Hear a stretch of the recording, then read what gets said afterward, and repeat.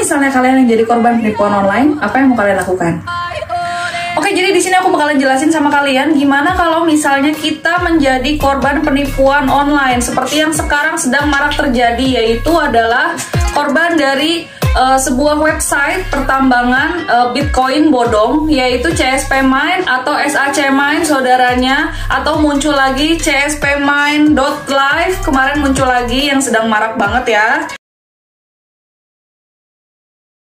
Jadi gimana? Pasti kan kita awalnya tuh pasti panik ya kan? Pasti kita stres, pasti kita nyalahin sana, nyalahin sini. Belum lagi kita pasti meratapi, aduh ini gimana? Apalagi kita investasinya pakai uang panas, yaitu uang dapur, uang anak sekolah, atau kita pakai dana pensiun dan lain-lain ya. Pasti kita stres.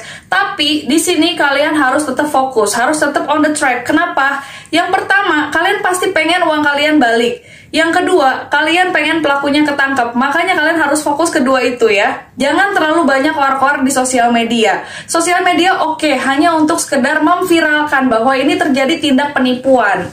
Kenapa kalian mesti viralkan di sosial media? Tujuannya adalah untuk mencegah agar tidak jatuh korban lagi seperti kalian ya. Supaya kita melindungi masyarakat Indonesia lain agar tidak terjerumus kepada website bodong atau investasi bodong seperti yang kalian sedang alami. Sedikit kronologi adalah CSP Mine ini adalah salah satu website dari investasi bodong yang menyewakan mesin pertambangan Bitcoin yang sebetulnya tidak mungkin ya.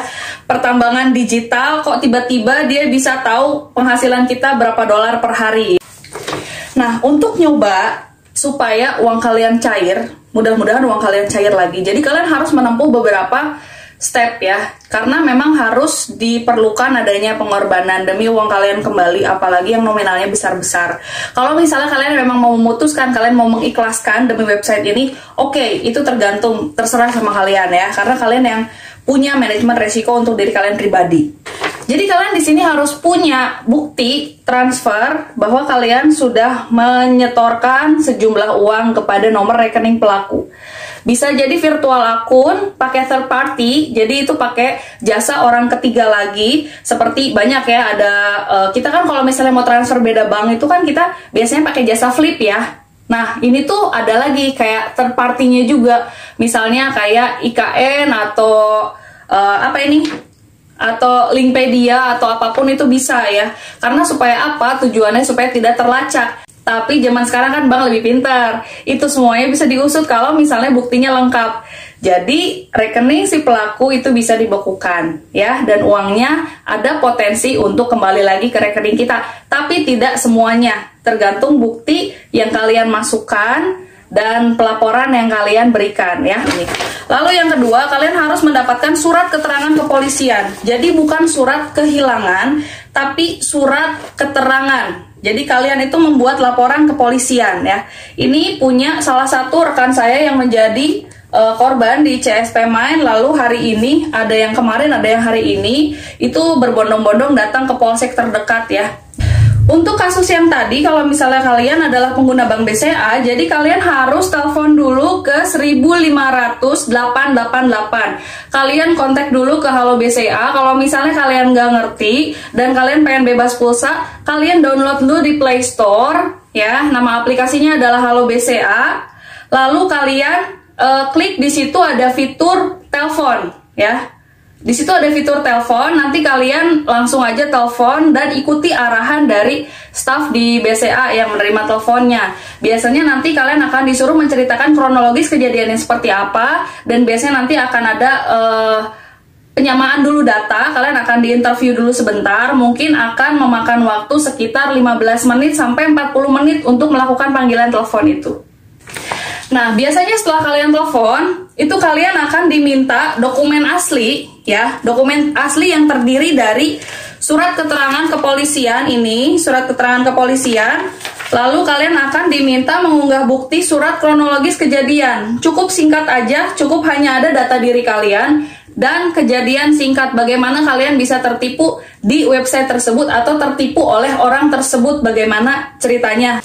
Lalu kalian akan diminta pengunggahan bukti surat permohonan pemblokiran. Jadi kalian posisinya di sini sebagai pelapor yang akan memohon kepada pihak bank. Di sini dalam kasus misalnya Bank BCA, kalian memohon kepada Bank BCA untuk memblokir rekening tersebut dan mengembalikan dana kepada saldo kalian, ya. Jadi posisinya gitu. Nah, kalian nanti sama Halo BCA bakalan dikirim email. Kalian cukup hanya reply email saja, hanya balas email. Jadi kalian tidak usah repot-repot mengetik email kepada Halo BCA. Nanti Halo BCA-nya sendiri akan kirimkan email sama kalian. Nanti kalian tinggal reply, tinggal balas aja menggunakan nomor ID pelapor. Nanti nomor ID pelapornya akan diberikan oleh Mbak-mbak di telepon tadi, ya. Jadi kalian tinggal reply saja, tinggal unggah dokumen. Lalu Halo BCA akan meminta dokumen asli untuk diserahkan ke kantor cabang terdekat. Nah, kalau misalnya transaksi kalian senilai di atas 5 juta rupiah, kalian harus menyertakan 1 materai. Tanda tangan di atas materai, ya. Di surat kronologis kejadian. Nih, di sini kalian harus cantumkan materai. Tapi kalau misalnya transaksi kalian di bawah 5 juta, kalian tidak perlu tanda tangan di atas materai. Nah, biasanya semua proses ini akan memakan waktu dari 5 hari sampai 10 hari. Kalian tinggal tunggu aja dikabarin sama pihak bank. Oke, sekarang saya mau lanjut langsung ke bagaimana cara menangkap pelaku. Karena untuk kalian, teman-teman, apalagi yang uangnya nggak bisa kembali, kalian pasti gremet banget gimana caranya si pelaku ini ditangkap sama polisi. Bener nggak sih? Jadi buat kalian yang nggak tahu, apalagi kalian yang sudah kecewa kebanyakan, kalau misalnya kita lapor ke polisi itu biasanya nggak akan diurus. Nah, balik lagi, kalian lapornya kemana? Kalau misalnya lapor kalian ke Polsek, itu biasanya di sana tidak ada divisi cybercrime.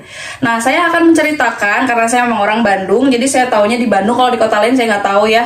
Jadi kalau misalnya kalian nggak tahu, untuk korban pinjol, dan untuk korban dari investasi bodong, atau korban hacker, atau korban apa, intinya yang berhubungan dengan cybercrime, kalian bisa langsung datang ke Polda. Polda yang ada di Jalan Soekarno-Hatta. Untuk di Bandung itu harus di Polda ke divisi cybercrime yang ada di gedung Reskrimsus. Kalian harus datang ke sana.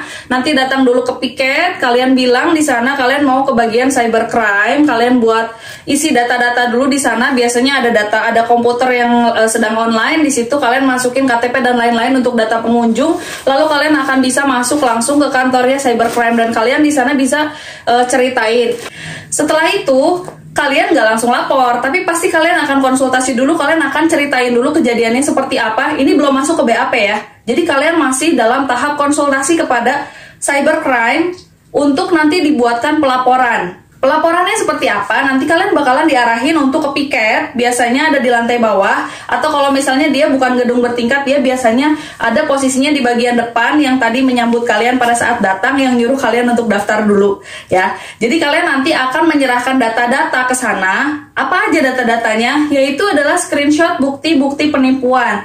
Misalnya ada grup WhatsApp, ada percakapan-percakapan pribadi atau percakapan di dalam grup yang itu bisa dijadikan bukti kuat bahwa ini adalah penipuan. Kalau misalnya di dalam satu kota itu terdapat banyak korban, ya, korban-korban penipuan dari website tersebut atau orang-orang tersebut, biasanya akan dibawahi oleh satu nama saja. Misalnya diambil satu orang leader yang menderita kerugian, misalnya kerugian moral cukup banyak atau kerugian materi cukup banyak, misalnya biasanya dia ditunjuk jadi leader, lalu orang-orang lain yang di bawahnya biasanya mereka memberikan surat kuasa dari rumah, baik di fotokan print seperti ini atau gimana, itu bisa ya, nanti kalian bisa kirimkan langsung ke leadernya bahwa kalian memberikan kuasa kepada orang tersebut untuk mengusut perkara ini gitu. Nah, setelah kalian dapat surat bukti lapor, kalian bakalan dikasih tahu biasanya penyidiknya siapa misalnya. Nah, nanti penyidik tersebut akan mengabarkan secara berkala sama kalian. Jadi kalian harus sabar, jangan terus-terusan didesak kapan nih, karena ya itu seiring teknologi berkembang ya, mungkin para penipu juga sekarang pintar, makanya kalian harus sabar, kalian percayakan kepada ahlinya. Jadi sekarang daripada kalian sibuk-sibuk di sosial media, daripada kalian sibuk nangis-nangis di rumah, daripada kalian sibuk juga stres sampai nggak tahu mau ngapain kalau kalian pakai uang yang panas, sekarang coba stay fokus, kalian lakuin step by stepnya dari tadi ya. Kalau misalnya sekarang weekend, besok Senin kalian sudah mulai harus bergerak. Kalian telepon dulu Halo BCA di 1.500.888. Kalau misalnya telepon itu bisa dari sekarang ya. Kalau misalnya ke bank, kalian bisa dilakukan di hari Senin ya. Dan ke kantor polisi. Kantor polisi sih bisa kapanpun, tapi untuk ke bank kan kalian harus menunggu hari Senin ya kan. Oke guys, di akhir kata saya ucapkan terima kasih banyak kalian udah nonton video ini sampai habis. Jangan lupa di like dan di subscribe. Kalau misalnya kalian ada pertanyaan, kalian bisa langsung komentar di kolom komen di bawah ini ya. Semoga doa saya untuk kalian semua, semoga pelakunya segera tertangkap. Semoga kalian bisa mendapatkan uang kalian kembali ya. Semoga seluruh korban penipuan di seluruh Indonesia bisa segera menyelesaikan masalahnya. Oke, terima kasih semuanya. Sampai jumpa di video selanjutnya. Bye.